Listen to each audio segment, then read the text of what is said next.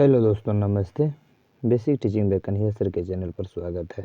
तो आज चलेंगे बच्चे लोग, संज्ञा हो गया था, सर्वनाम भी हो गया था, चलेंगे अब विशेषण की ओर। जी हाँ दोस्तों, सही समझ रहे हैं। तो विशेषण क्या होता है उसके बारे में आज हम लोग जानेंगे। जी हाँ दोस्तों, तो विशेषण क्या होता है? संज्ञा सर्वनाम की जो विशेषता बताता है। क्या है बच्चा सब? संज्ञा सर्वनाम की। अब यहाँ पे देखेंगे, जवाब भी जब भी देंगे तो ऐसे लिखेंगे, जो शब्द संज्ञा या सर्वनाम का गुण या विशेषता प्रकट करे उसे विशेषण कहा जाता है। जी हाँ दोस्तों, सही समझे हैं। तो इसी तरह का डिफिनेशन है, देख लेंगे। फिर उसके बाद विशेषण जिस संज्ञा या सर्वनाम की विशेषता बतलाता है उसे विषय कहा जाता है। विशेष्य क्या कहा जाता है? विशेष्य कहा जाता है। अर्थात जैसे अच्छा लड़का है, तेज घोड़ा है, मोटी किताब है आदि, इस तरह का एग्जाम्पल होगा। कोई नाउन का विशेषता होगा पहले।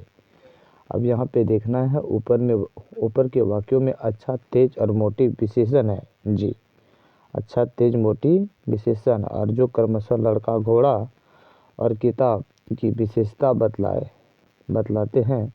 लड़का, घोड़ा, किताब और ये विशेष हुए। क्या हुए? विशेष हुए। इस बात पे हम लोगों को ध्यान देना है। विशेषता और विशेष में क्या अंतर है? कोई वस्तु, किसी प्राणी वस्तु का कोई विशेषता बताए उसे विशेषता कहेंगे। अच्छा, खराब, लंबा, नाटा, गोरा, जो भी हो वो विशेषता होगा। जिस वस्तु का जो बारे में भी बोला उसे विशेष कहा गया। क्या कहा गया है?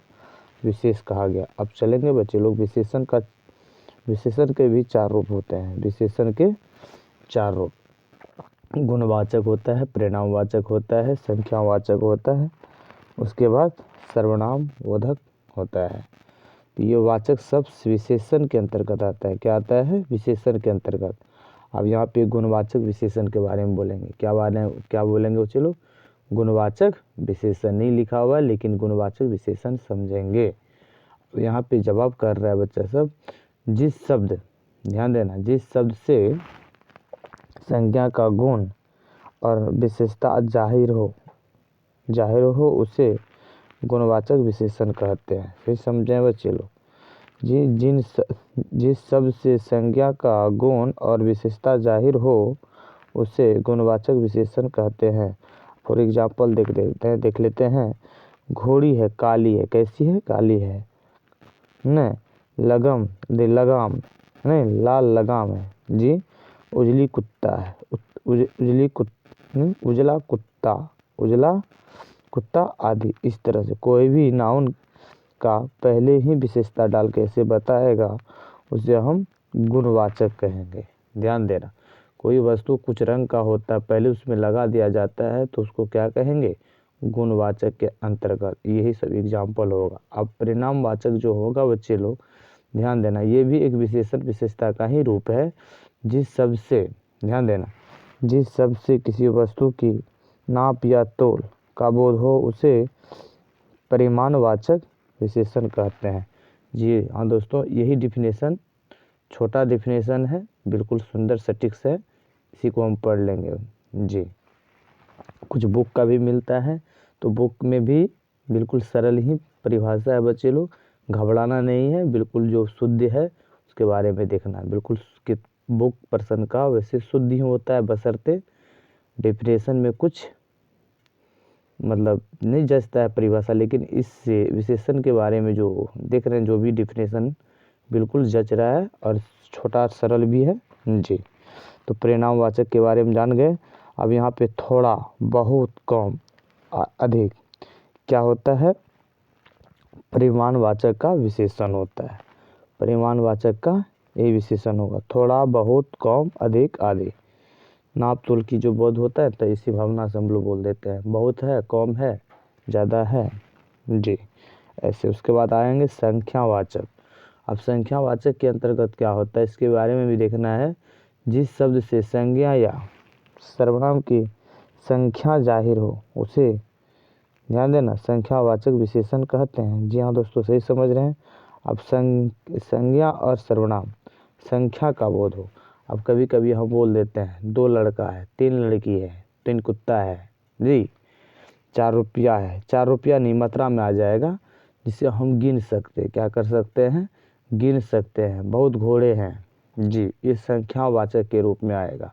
कुछ घोड़े हैं, नहीं कुछ आदमी हैं, है ना, कुछ आदमी है, बहुत ज़्यादा आदमी है, या 1 2 4 5 आदमी है, उसमें नाम अंक वाला होगा तो संख्यावाचक विशेषण के अंतर्गत आएंगे। जी हाँ दोस्तों, इसमें 2 3 4 5 जो लिखे हुए हैं, 2 कलम 3 कलम 4 कलम 5 कलम, कलम में कोई एक वस्तु का नाम दर्शा रहे हैं, किताबें का नाम दर्शा रहे हैं, कोई दिक्कत नहीं, ये 2 3 के रूप में रहेगा। उसके बाद देखेंगे बच्चे लोग सर्वनाम बोधक। क्या है? सर्वनाम बोधक वाचक विशेषण। जी, इसमें सर्वनाम बोधक